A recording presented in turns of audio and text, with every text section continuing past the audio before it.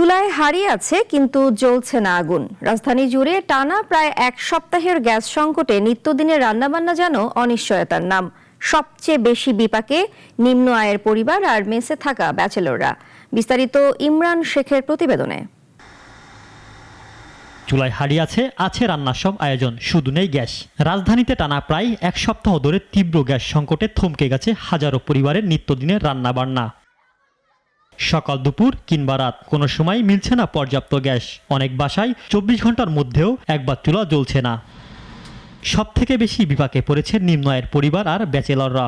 দিন এনে দিন খা মানুষ বাইরে থেকে খাবার কিনতে গিয়ে বাড়তি খরচে দিশেহারা।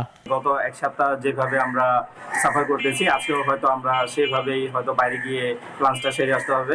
আমাদের সারা সপ্তাহটাই এই বাইরে খেতে হবে। এর জন্য আমাদের প্রচুর বাইরে খাবারের খরচ তো জানেনই কেমন। মেসে থাকা চাকুরিজীবী ও শিক্ষার্থীরা রান্না করতে না পেরে ছুটছেন হোটেলে, আবার কেউ শুকনো খাবার খেয়েই দিন পার করছেন। বাইরে থেকে কিনে এনে খাবারের মতো আমাদের তেমন আর্থিক অবস্থা নেই। ব্যাচেলার আছে, যারা ফ্যামিলি আছে, তারা খাবারের খুব কষ্ট হচ্ছে।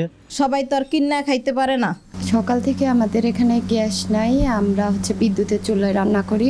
কিনতেছি প্রায় 2000 2500 করে কিনতেছি, আবার লাইনের গ্যাসের বিলও দিতেছি 1080 টাকা করে। গ্যাস না থাকায় অনেকে বাধ্য হয়ে ইটের চুলা বানিয়ে রান্না করছেন। কেউ আবার এলপিজি সিলিন্ডারের আশ্রয় নিচ্ছেন, আবার অনেকের সেই সামর্থ্য নেই। ভুক্তভোগীরা বলছেন এই সংকট আর দীর্ঘায়িত হলে সংসারের খরচ আরো বাড়বে দুর্ভোগ। তাই দ্রুত স্বাভাবিক গ্যাস সরবরাহ নিশ্চিত করার দাবি রাজধানীবাসীর। ইমরান শেখ, নাগরিক, ঢাকা।